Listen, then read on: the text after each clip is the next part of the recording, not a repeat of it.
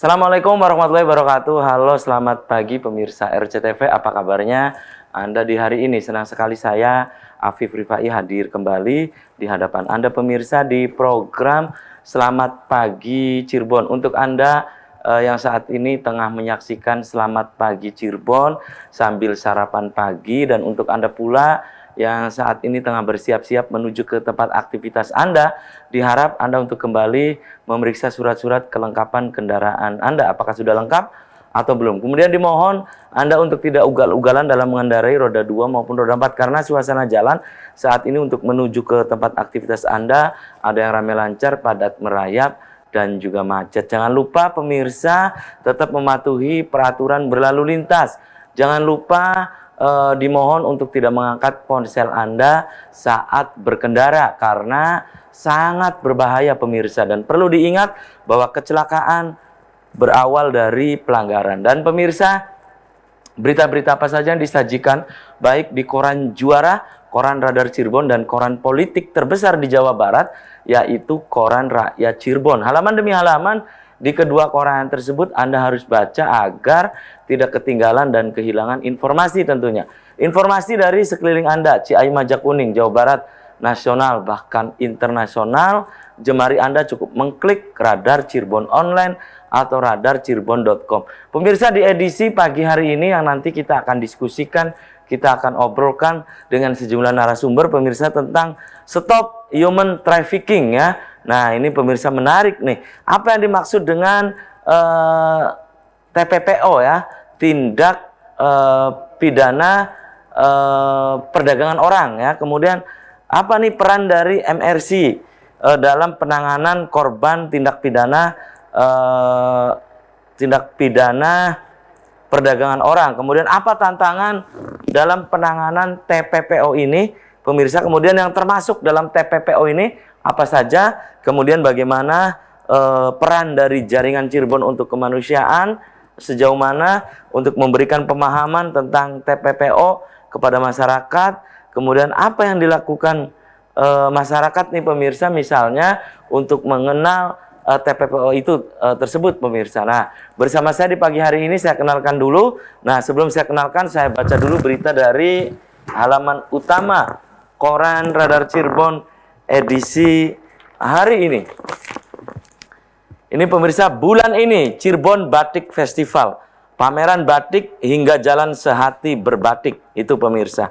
Kemudian dilahirkan, dibuang, meninggal di rumah sakit, ini pemirsa. Tergolong BBLSR ya, kurang dari 24 jam saat dibawa ke rumah sakit, itu pemirsa. Dalam plastik, sempat dikira anak kucing pemirsa itu ya. Dilahirkan, dibuang, meninggal di rumah sakit. Nah, Ikatan Persaudaraan Haji Indonesia Indramayu yang kini di bawah kepemimpinan Rizky A. Rosadi tancap gas bakal bentuk kepengurusan di tingkat desa. Kemudian kerja prakerja, itu catatan dari Pak Dahlan Iskan di koran Radar Cirebon edisi hari ini. Kemudian pemirsa, dari halaman Metropolis Kota Cirebon, hari jadi sesuai fakta sejarah, landasannya dari sisi historis, filosofis, dan sosiologis. Kemudian CSB kembali gelar Fashion Week. Nah, itu pemirsa. PDAM lakukan penyesuaian tarif ya. Apindo tolak UMK 2023. Itu pemirsa dari halaman Metropolis Kota Cirebon. Berikutnya dari halaman Kabupaten Cirebon di koran Radar Cirebon edisi hari ini. Usulkan UMK naik 10%.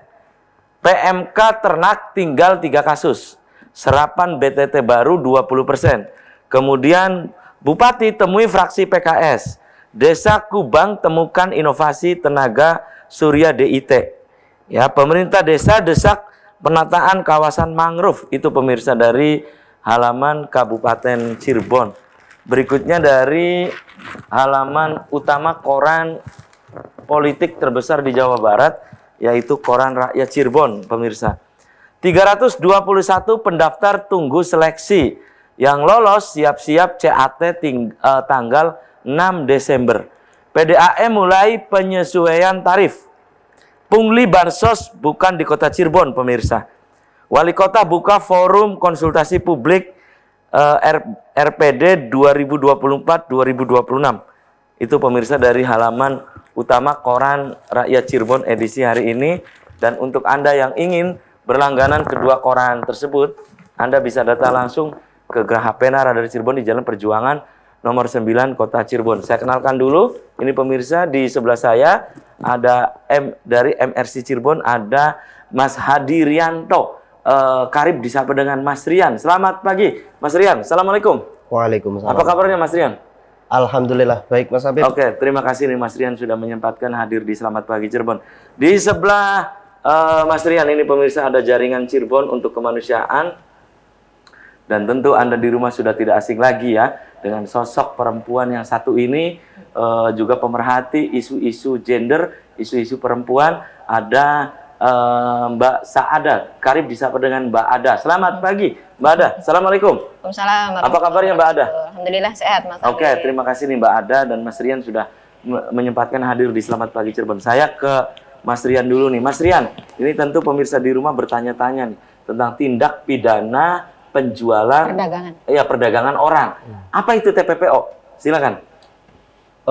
Secara definisi, kalau menurut Undang-Undang Nomor 21 Tahun 2007 sebetulnya di pasal 2 itu sudah secara jelas diterangkan setiap orang yang melakukan tindakan perekrutan, pengiriman, pengangkutan, penerimaan dengan menggunakan ancaman kekerasan dan juga bisa menggunakan penculikan, penyekapan, penjeratan hutan bahkan yang mengakibatkan orang itu dieksploitasi atau tereksploitasi.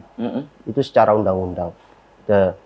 Kita bisa menyimpulkan bahwa TPPO ini itu bisa dilihat dari 3 unsur pokok, Mas Afif. Oh, apa itu? Yang pertama itu prosesnya itu bagaimana?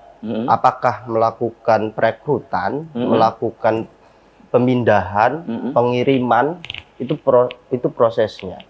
Terus yang kedua unsurnya itu caranya itu bagaimana? Caranya itu apakah menggunakan ancaman kekerasan kepada si korban ini?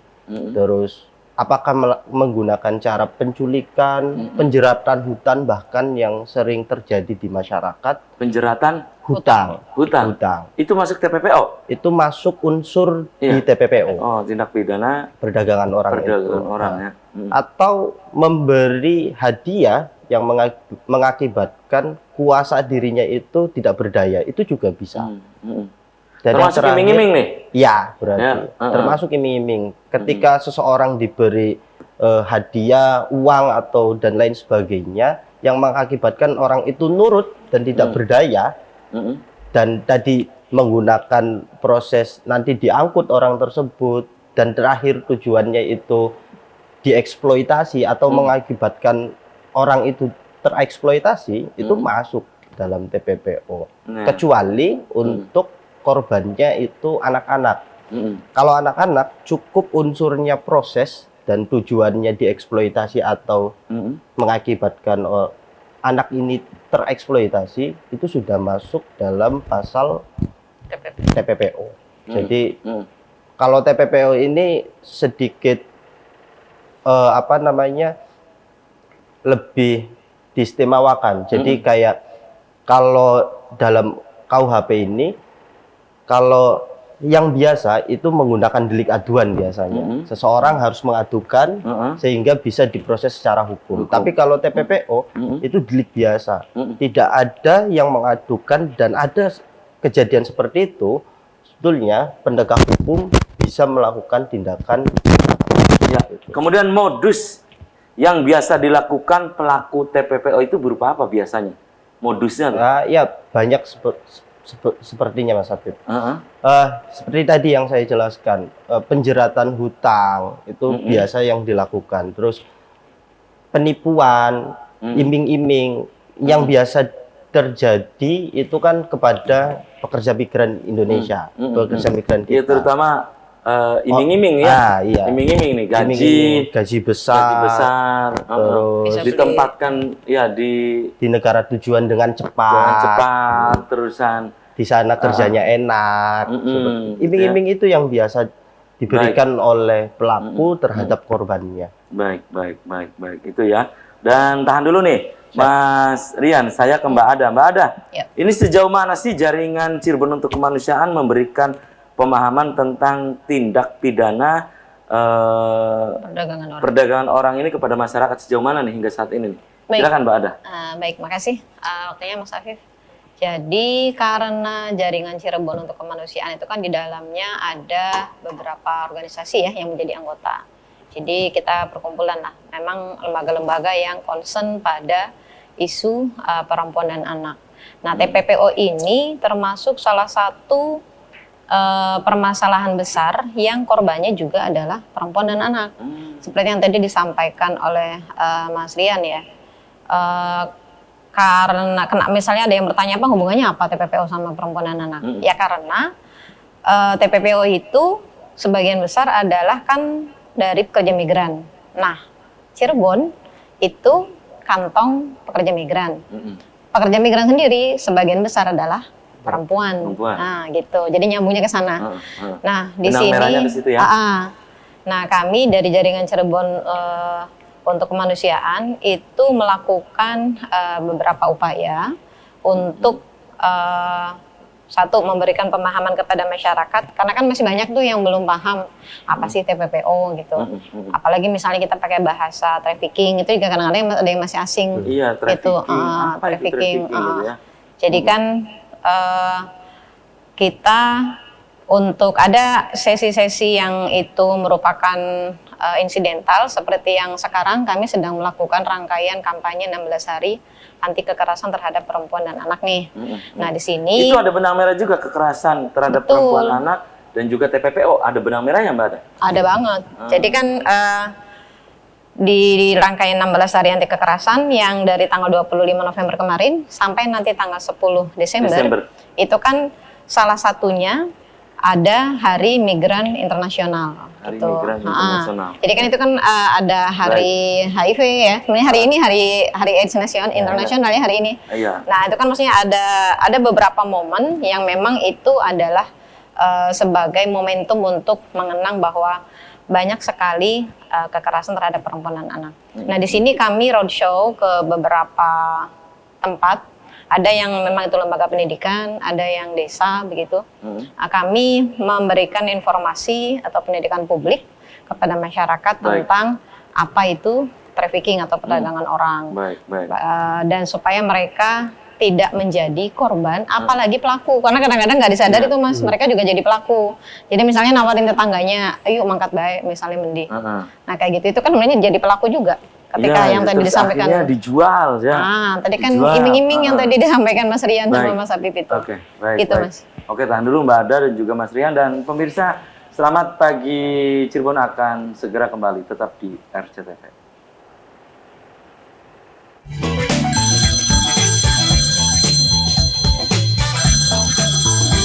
Ya, Anda masih di Selamat Pagi Cirebon, pemirsa. Pagi hari ini saya masih bersama Hadirianto dari MRC Cirebon, kemudian juga ada Mbak Ada dari Cirebon, Jaringan Cirebon untuk Kemanusiaan. Dan saya kembali ke Mbak Ada nih, Mbak Ada. Kemudian untuk memberikan pemahaman kepada masyarakat ya berkaitan dengan tindak pidana perdagangan orang. Nah, ini dengan cara apa biasanya Jaringan Cirebon untuk Kemanusiaan? Iya. Jadi biasanya sih kita akan menyesuaikan dengan audiens yang akan kita datangi. Jadi misalnya kalau itu anak-anak pelajar, karena kan anak-anak pelajar juga menjadi sasaran juga, sasaran korban. Banyak juga gitu? Jadi kalau yang pelaku itu ada yang mereka itu belusukannya sampai ke sekolah-sekolah Mas. Kalau di daerah Bodar. Untuk mencari mangsa nih?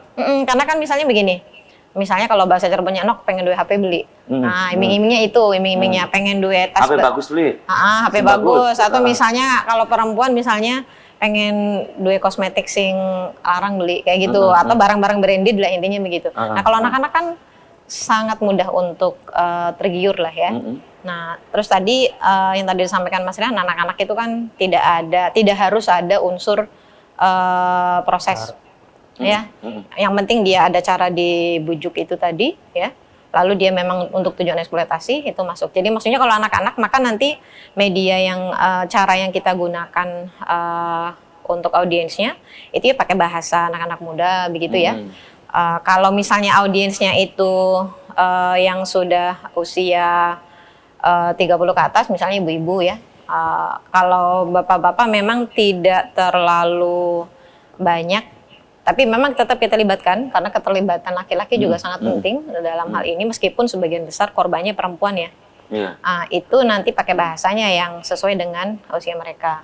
Lalu kita juga buat kayak pamflet ya, brosur-brosur begitu yang memang bahasanya juga itu memudahkan masyarakat untuk memahami itu, sama melibatkan pemerintah desa ini Mas. Karena yang sangat penting itu kan pemerintah desa ya, di mana nanti mereka kan yang nanti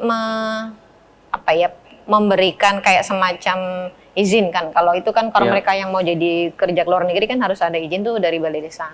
Nah itu kita sih selalu mendorong pemerintah desa untuk menyediakan informasi yang benar di balai desanya, supaya nanti masyarakat itu tidak gampang tergiur dengan iming-iming para. Maksudnya informasi yang betul itu bagaimana gitu? Cara menjadi pekerja migran yang aman, cara bermigrasi ini yang harus aman. Dijelaskan? Iya harus dijelaskan. Jadi harus dipasang gitu kalau di balai desa pakai bahasa yang singkat, dan itu kira-kira mungkin pakai gambar juga gitu kadang-kadang, supaya orang kan biasanya kalau ada tulisan dulu kadang-kadang malas baca kan Mas ya. Tapi kan kalau ada gambarnya itu biasanya masyarakat minimal misalnya sambil ngurus apa di balai desa baca itu gitu. Nah itu sangat penting juga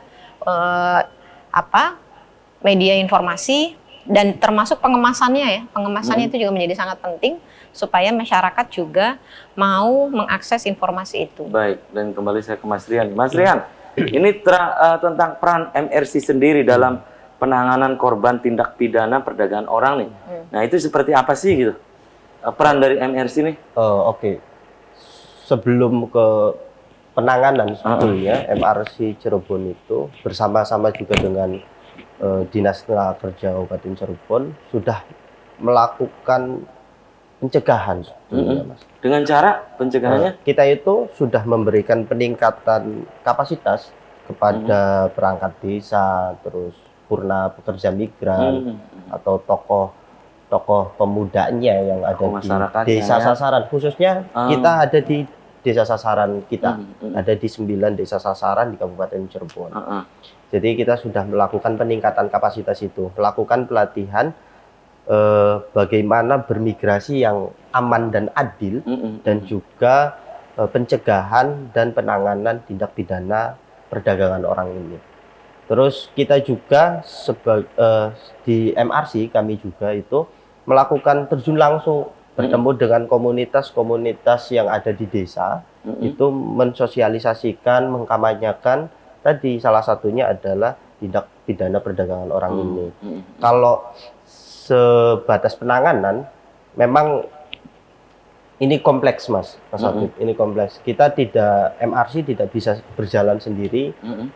Kalau sudah ada kasus TPPO ini, kita harus bersinergi dengan Dinas Tenaga Kerja, kita harus bersinergi dengan dinas-dinas terkait kayak kepolisian, terus Dinsos, itu kita harus bersinergi itu. Karena memang yang kita hadapi itu bukan mafia, satu orang yang biasa, itu tapi ini jaringannya luar biasa itu, sangat luar biasa. Itu mafia gitu ya. Yang sudah terstruktur biasanya. Tersistematis juga ya. Jadi kita harus memang benar-benar berkolaborasi dengan pemerintah terkait untuk penanganan ini. Dan MRC juga sudah melakukan itu dengan membentuk forum tripartit.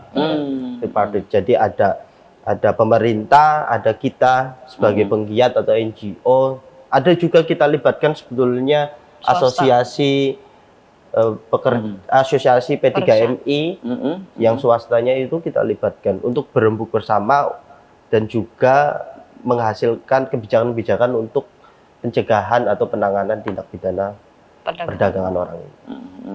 Terus kalau tantangan dalam penanganan TPPO ini apa gitu? Menurut MRC itu? Wah, sangat banyak. MRC Mas. itu. Sangat Tantangannya kompleks. itu? Nah, kalau kita lihat dari sisi korban atau biasanya pekerja migran Indonesia ya, walaupun kalau TPPO ini bisa terjadi di dalam negeri ataupun di luar negeri. Kalau sisi korban itu biasanya mereka itu takut atau enggan untuk melaporkan. Kenapa gitu alasannya, Mas Rian? Satu, karena biasanya rata-rata CPMI kita itu kurangnya informasi bahwa sebetulnya mereka itu korban tapi tidak sadar mereka menjadi korban. Itu biasanya seperti korban tapi tidak merasa jadi korban. Iya. Dia diberangkatkan secara prosedural memenuhi 3 unsur tadi, tapi katanya biasa saja. Kita dieksploitasi di luar negeri, di negara penempatan menggunakan misalkan kekerasan, katanya itu wajar-wajar saja, padahal itu sudah masuk unsur tindak pidana perdagangan orang. Jadi kalau dari sisi korban itu ya tadi kasusnya itu kayak gunung es ya, Mas Habib. Baik. Jadi Baik. atasnya aja yang Muncul. kelihatan, bawahnya itu masih banyak. Belum kita menghadapi dari sisi pelaku yang memang mafia seperti tadi. Jaringannya memang sangat banyak. Jadi tantangannya sangat kompleks.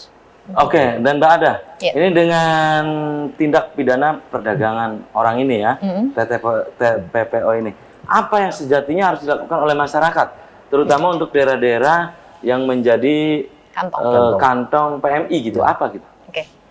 Yang seharusnya dilakukan oleh masyarakat, yang pasti yang pertama adalah mencari informasi sebanyak mungkin ya tentang persiapan ketika mereka ingin menjadi pekerja migran gitu. Jadi misalnya kalau saya mau jadi pekerja migran supaya tidak menjadi korban TPPO, berarti saya harus tahu dari sisi dokumen berarti apa yang harus disiapkan. Lalu yang kedua misalnya informasi di negara tujuan. Itu tuh kadang-kadang kan uang mangkat B, Mas. Bayangannya kan banyak sekali warga kita yang menganggap ya negara tujuan itu kondisinya sama dengan kampungnya sendiri begitu. Banyak yang berasumsi Padahal dari demikian. sisi cuaca berbeda, karakter orang berbeda, begitu kan ya. Banyak hal yang itu seharusnya itu diketahui oleh si CPMI-nya. Atau misalnya kalau saya bermasalah, saya harus lari kemana ya? Nah hal-hal itu yang harus benar-benar dimiliki, yang istilahnya menjadi bekal ya, bekal bagi para calon pekerja migran. Jangan asal berangkat saja begitu. Dan yang kedua, karena mungkin bayangannya enak di sana. betul, yang tadi di awal. Terus Nanti bisa beli sawah, bisa beli bikin sawah, rumah. Bisa punya barang-barang branded kayak gitu kan. Itu kan biasanya yang ada di dalam kepala orang-orang yang akan berangkat. Karena mungkin dari awal udah dicekok itu ya. Betul, itu yang tadi dilakukan oleh para pelaku. Juga tinggal siap berangkat, nggak usah ngurus ini itu, tinggal siap berangkat saja. Itu juga yang menjadi salah satu faktor mereka kan menjadi korban TPPO itu tadi.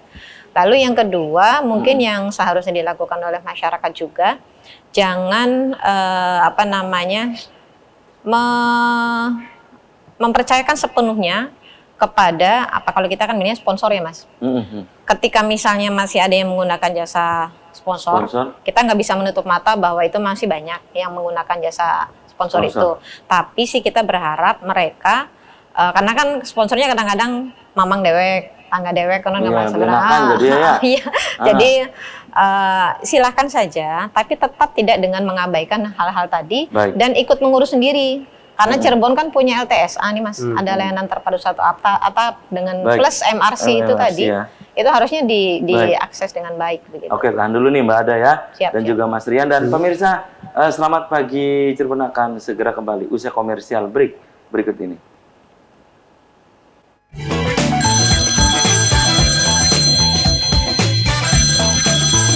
Selamat pagi Cirebon, masih di hadapan Anda pemirsa, dan di segmen ini saya hadirkan fungsional pengantar kerja ahli muda Dinas Tenaga Kerja Kabupaten Cirebon. Ada Rahenda Ahmad Sanusi. atau Pak Henda. Henda ya. Selamat pagi Pak Henda. Pagi. Assalamualaikum. Waalaikumsalam. Apa kabarnya, Pak Henda? warahmatullahi wabarakatuh. Baik. Oke, terima kasih nih Pak Henda. Dan pemirsa, di segmen ini saya masih mengundang Anda. Silakan Anda yang ingin bergabung, Anda ingin menanyakan berkaitan dengan stop human trafficking atau stop tindak pidana perdagangan orang. Silakan Anda bisa interaktif langsung 0231482138 atau pemirsa bisa untuk memberikan pendapatnya melalui nomor WhatsApp atau SMS yang ada di layar kaca RCTV. Ini saya baca satu WhatsApp yang masuk nih Mbak Ada dan Pak Henda ya. Siap. Ini dari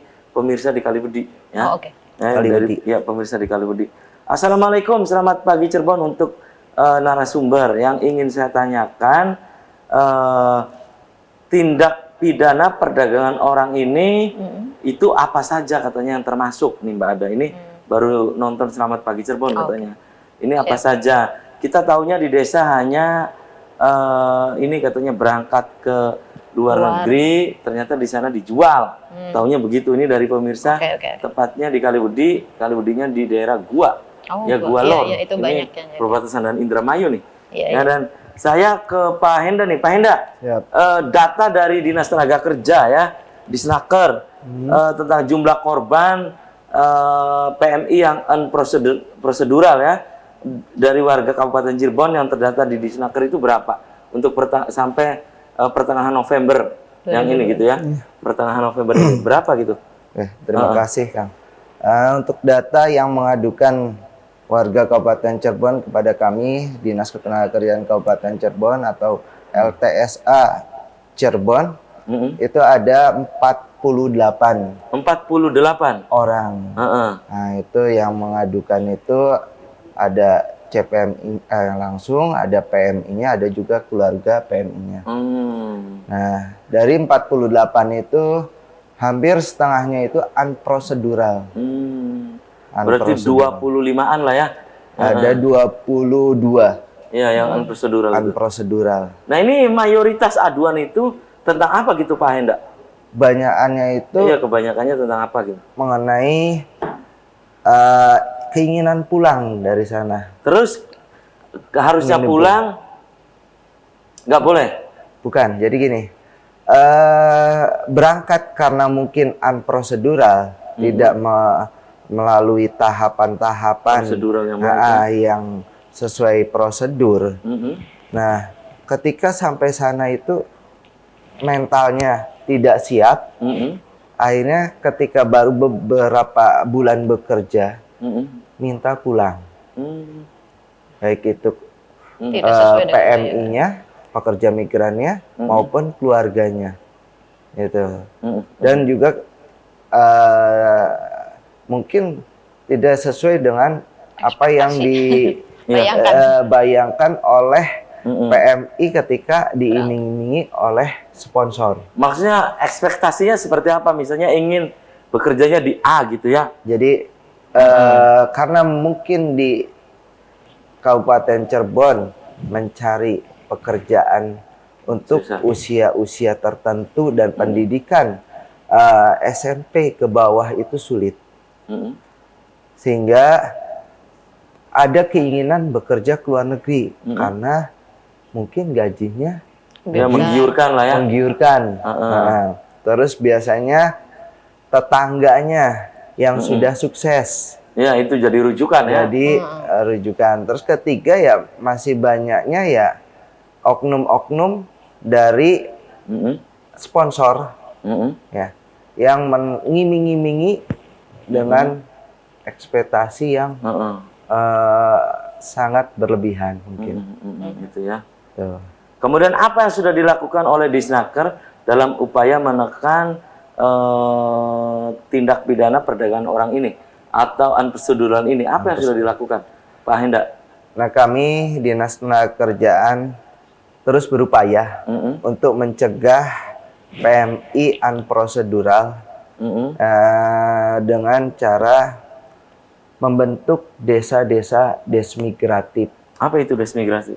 Desa migran produktif yang ada di desa-desa kantong PMI. Nah, sehingga ketika warga desanya itu terdata, terdampingi, itu ya mudah-mudahan berangkatnya tidak unprosedural. Itu ya. Dan juga mungkin ketika ada dari petugas desa itu di Desmigratif bisa mendata itu ya ketika sponsor-sponsor oknum ini, terutama oknumnya ini ya tidak bisa masuk ke desa itu. Baik. Dan saya kembali ke Mbak Ada. Tahan dulu ya Pak Henda. Saya ke Mbak Ada nih. Mbak Ada, Ya. ini peran dari jaringan Cirebon untuk kemanusiaan. Ini untuk mensupport Dinas Tenaga Kerja, MRC. Ini apa sih yang dilakukan gitu? Untuk bersama-sama menekan terutama untuk PMI yang unprocedural itu. Apa Betul. gitu? Baik, jadi dari jaringan Cirebon untuk kemanusiaan seperti yang tadi disampaikan di awal, itu kan di dalamnya ada beberapa organisasi nih Mas. Ada Fatayat, ada Aisyah, ya, lalu ada Balkis di dalamnya, ada teman-teman dari lembaga-lembaga kampus juga gitu ya. Ada Umar Ramah, ada KPI ya. Itu semuanya bergerak sesuai dengan concern lembaganya. Misalnya kalau yang punya cabang sampai ke grassroots, misalnya ada yang ranting-ranting lah, misalnya kayak Fatayat kan ada sampai ranting di tingkat desa tuh. Aisyah juga ada. Lalu yang teman-teman kampus bergerak di kampus misalnya.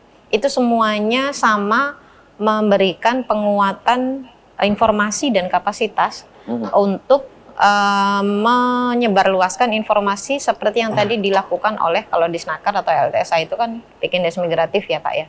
Iya, Jadi kalau misal jaringan Cirebon untuk kemanusiaan. jadi kan kalau mungkin kalau untuk lembaga pemerintah itu ya jalurnya jalur pemerintah ya Pak Indah ya.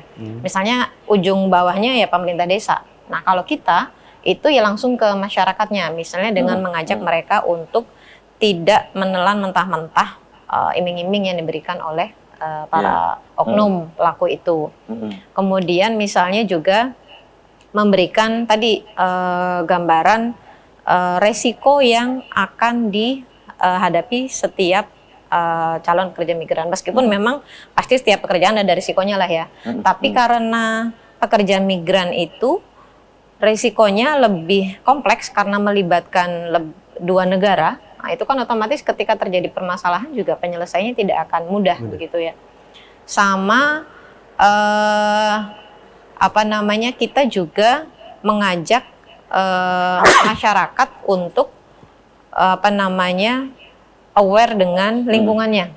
Jadi misalnya kalau misalnya mereka tahu ada keluarganya yang akan berangkat, itu kita biasanya akan minta coba sih ditanya dia berangkatnya prosedural atau tidak seperti yang tadi disampaikan oleh Pak Indah ya. Jadi sekarang itu kami jaringan itu biasanya ada tuh, jadi saling menginformasikan Mbak, ini ada loh tetangga saya mau berangkat, tapi katanya dia yang nggak ngurus dokumen apa-apa. Nah itu biasanya kita akan tahu beres katanya.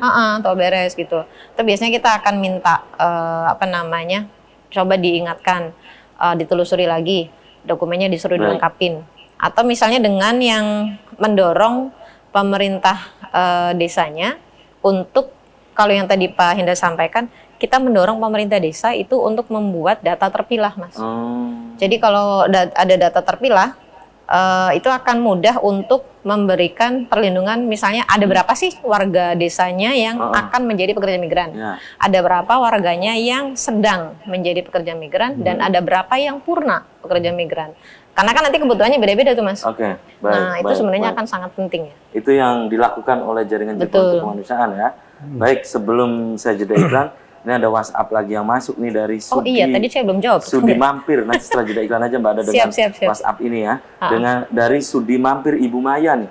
Sudi Mampir itu Balongan, Indramayu ya.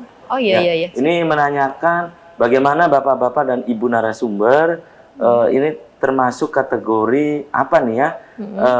Saya ada saudara yang bekerja di luar negeri ingin pulang, tapi oleh orang tuanya itu dicegah terus agar terus dia di sana untuk mengumpulkan pundi-pundi uang katanya.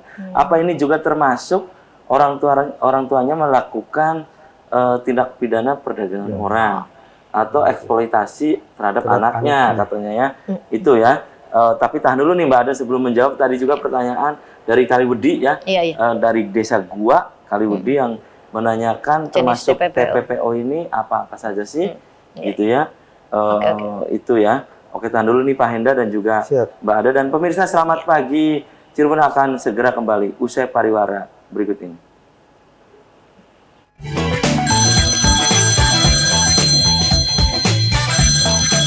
Terima kasih Anda masih di Selamat Pagi Cirebon pemirsa segmen terakhir. Saya masih membuka Anda kembali. Silakan yang ingin bergabung, saya masih membuka Anda di line telepon 0231 482138 atau pemirsa bisa untuk memberikan pertanyaan Anda, pendapat Anda melalui nomor WhatsApp atau SMS yang ada di layar kaca RCTV. Stop Human Trafficking, itu topik yang sedang kita diskusikan di pagi hari ini. Mbak ada 2 WhatsApp tadi ya, dari Kaliwudi dan juga Sudi Mampir Indramayu. Silakan. Baik, terima kasih. Dari yang Kaliwudi dari dulu ya? Kaliwudi ya. Jadi kalau yang jenis TPPO itu untuk kekerasan pada pekerja migran itu tidak semuanya masuk dalam kategori TPPO. Seperti yang tadi di awal oleh narasumber yang pertama ya, Mas Rian yang dari MRC, disampaikan bahwa kekerasan pada pekerja migran itu akan masuk kategori TPPO kalau memenuhi 3 unsur tadi untuk perempuan dewasa. Ada cara, ada proses, ada tujuan. Dia dipindahkan dari satu tempat ke tempat lain, misalnya dari Arjawinangun dibawa ke Jakarta dulu. Nah, itu kan berarti ada pemindahan tuh. Lalu misalnya Dari Jakarta Surabaya Ke luar negeri bahkan. atau ke luar negeri, penampungan di luar negeri. Lalu ada proses misalnya dia waktu berangkat itu dirayu atau dipaksa, diiming-iming tadi. Nah, untuk tujuan eksploitasi. Nah, itu berarti masuk TPPO. Misalnya kalau yang mau contoh gampang misalnya. Kalau yang misalnya ada tetangga kita misalnya dirayu, wis gayu mangkat bae menggawe, engko gaji gede bisa tuku sawah. Itu sudah cara. Lalu kemudian dia dipindah, dibawalah ke misalnya ke Bekasi dulu misalnya. Kemudian misalnya dijanjikan menjadi pekerja rumah tangga, jadi PRT nih. Ternyata di sana dipekerjakan di hiburan. di tempat hiburan. Naik Atau klub. misalnya dijanjikannya diberangkatkan ke Malaysia atau ke Taiwan misalnya. Ternyata dibawanya ke Timur Jordan. Tengah. Nah itu juga, itu Termasuk. masuk dalam TPPO. Oh, TPPO. Tapi tidak semua kekerasan pada pekerja migran itu masuk dalam TPPO. Jadi misalnya dia berangkat prosedural nih. Lalu di sana dia mendapat kekerasan fisik dari majikannya. Atau gajinya tidak dibayarkan sesuai dengan yang dijanjikan. Nah itu kekerasan pada pekerja migran, tapi kategorinya bukan TPPO. Termasuk yang tadi barangkali yang tadi nyambung dengan yang kedua ya, yang tadi pertanyaan dari mana tadi? Ibu Maya Sudi Mampir. Ibu Maya Sudi Mampir. Sudi Mampir Indramayu. Iya itu juga. Anaknya ingin pulang, tapi orang tuanya nggak boleh sama orang tuanya. Nggak boleh. Ya, kalau mau ditanyakan apakah itu masuk TPPO, sebenarnya mungkin kalau kita merujuk pada hukum positifnya itu di persidangan tidak bisa masuk karena tidak ada unsur tiga tadi begitu. Cuma kalau eksploitasi iya. Nah ini sih sebenarnya mungkin kita juga ingin mengajak kepada semua pihak, terutama mungkin orang tua ya. Kadang-kadang kan ada tuh Mas yang orang tua yang masih punya perspektif menjadikan anak itu jadi kayak aset. Ya, gitu ya. Ya ini itu tadi ya. Jadi kayaknya ada yang bangga sekali gitu kalau misalnya punya anak perempuan.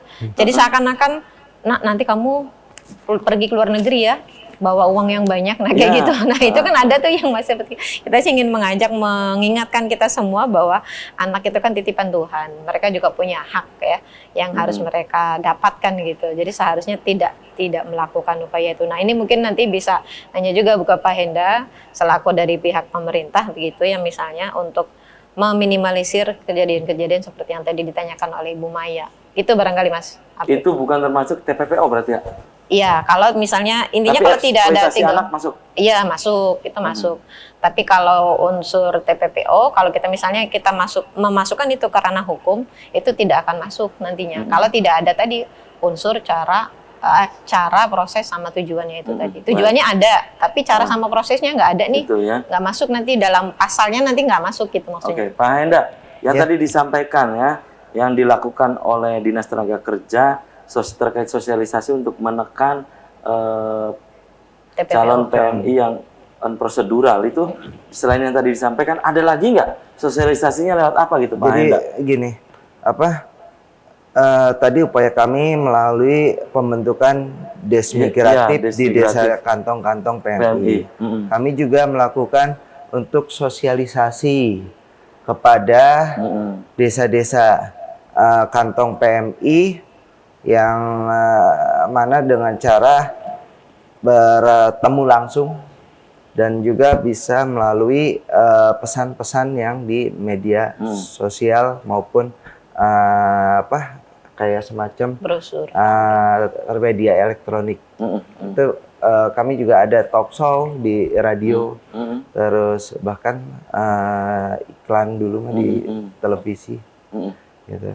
Itu pesan upaya-upaya kami, terus Dari ke Disnaker ya? Disnaker, terus ke selanjutnya upaya kami itu pembinaan kepada P3MI yang ada di Kabupaten Cirebon. PT-nya. Gitu, PT-nya di Kabupaten Cirebon ada P3MI 1, P3MI pusat, ada 27 P3MI cabang.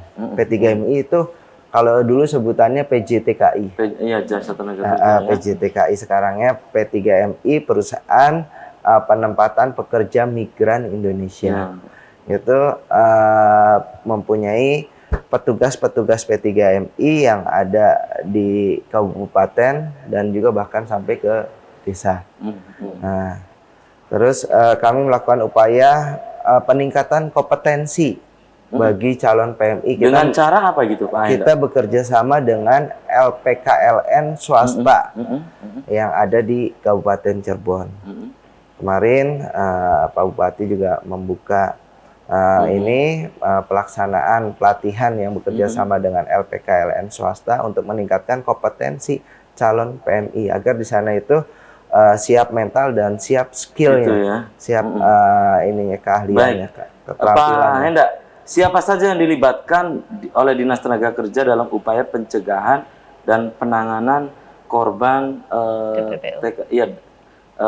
TPPO ini gitu? TPPO. Siapa saja yang dilibatkan? Nah, alhamdulillah kami di Kabupaten Cirebon sudah membentuk Satgas PPMI, Satuan Tugas yang menangani pelindungan pekerja migran Indonesia, yang mana ini dibentuk oleh Kementerian Ketenagakerjaan. Ada satgasnya berapa? Ada satgasnya, ada anggotanya itu dari kepolisian, dari MRC, dari Disduk Capil, dari BP2MI, gitu.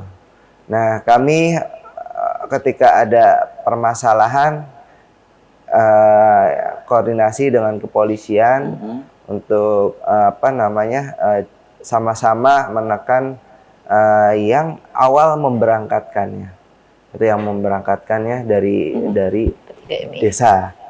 Nah, kami juga bekerja sama dengan MRC karena MRC ini sudah bergabung di LTSA untuk melayani non-administrasi. Non-administrasi itu, jadi ketika ada permasalahan yang non-administrasi juga, karena MRC ini yang ditunjuk ILO, itu ada 2 lembaga, dan 2 lembaga ini mempunyai jaringan sampai dengan desa maupun di negara penempatan. Nah, itu secara secara non administrasi kami tetap secara administrasinya atau secara birokrasinya itu kami minta bantuan ke perwakilan Republik Indonesia yang ada di negara penempatan. Baik, dan sayang sekali ya Pak dengan polisian. Mbak Ada, usai sudah kebersamaan di Selamat Pagi Cirebon edisi pagi ini, nanti kita bisa dilanjut lain waktu, lain kesempatan, tentu dengan tema yang berbeda. Mbak Ada, closing statement. Singkat saja Mbak Ada. Baik. Terima kasih. Mungkin closing statement dari saya, sejatinya dalam rangkaian 16 hari anti kekerasan terhadap perempuan ini hanya salah satu momen saja sebenarnya. Tapi kita berharap setiap saat kita semua terus bergandeng tangan untuk mengatakan stop pada human trafficking. Paling itu. Oke, Pak Hendra, silakan closing statement. Singkat saja Pak Hendra. Ya, apa yang ingin disampaikan? Ya, mungkin yang ingin kami sampaikan kepada warga Kabupaten Cirebon yang ingin bekerja ke luar negeri itu, ya hindari oknum-oknum sponsor dan pastikan warga Kabupaten Cirebon ketika ingin bekerja ke luar negeri itu terdaftar pada LTSA Kabupaten Cirebon. Itu ya. Oke, dan terima Yang kasih nih. mana LTSA ini berkantor masih di kota. Oke. Di Jalan Slamet Riyadi nomor 2, belakang Asrama Kepolisian Krucuk. Oke. Oke, terima kasih nih Mbak Ada. Ya, sama-sama. Tadi Mas Rian, kemudian juga Pak Aenda. Terima kasih sudah menyempatkan hadir di Selamat Pagi Cirebon, dan saya juga aturkan terima kasih untuk Anda yang sudah memberikan interaktif lewat WhatsApp ya. Dan pemirsa, demikian Selamat Pagi Cirebon edisi pagi ini. Semoga bermanfaat. Terima kasih atas Amin. perhatian dan kebersamaan Anda. Akhirnya saya, Afif Rifai dan kerabat kerja di pagi hari ini harus pamit undur diri. Sampai jumpa lagi besok. Wassalamualaikum warahmatullahi wabarakatuh. Waalaikumsalam warahmatullahi warahmatullahi wabarakatuh. Oke, kasih.